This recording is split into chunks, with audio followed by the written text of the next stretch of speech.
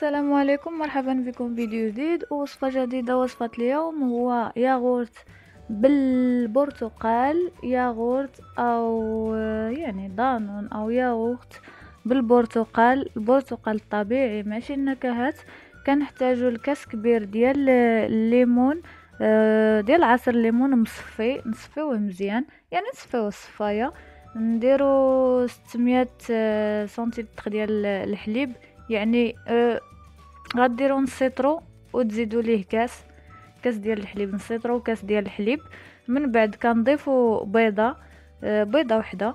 كنخلطوهم مزيان، نخلطوهم يعني هكا، نخلطوهم حتى تحلينا شويه البيضه. من بعد كنضيفوا 2 معالق كبار، يعني 2 معالق كبار عامرين ديال المايزينا. هاد الديسير راه كيجي ساهل جدا ولذيذ، اللذه ديالو راه رائعه. كيجي كريمي، يعني دانون كريمي، ياغورت كريمي. المهم المغاربه راكم عارفينه راه دانون، حنا كنقولوا ليه دانون. المهم ياغورت كريمي. من بعد كنديروه فوق البوطه وكنخليوه حتى كيعقد كما كتشوفوا، كيولي عاقد.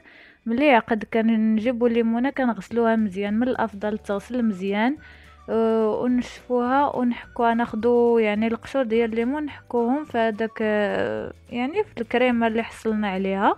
من بعد ملي كنحكوهم كنخلطوها، كنجيبو كيسان بحال هادو، يعني الكيسان ديال الرايب. اللي عنده بحال هادو يديرهم، اللي ما عندوش عادي ممكن ديروا اي كؤوس عندكم، هذاك الشيء كيبقى اختياري.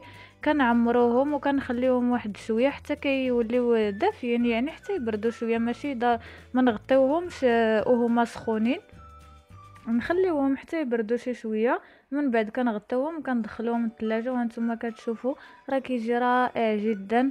كتشوفوا التكستور ديالو شحال كريمي، والمذاق ديال البرتقال، يعني ياغوت ديال البرتقال من داكشي. الا عجبتكم الوصفه ما تنساوش ديروا لايك وتشتركوا في القناه، اهم شيء هبطوا واشتركوا في القناه. ولا عندكم شي اسئله او اي حاجه قولوها لي في لي كومونتير، بارطاجيو. وما تنساوش تفعلوا جرس الاشعارات باش يوصلكم جديد.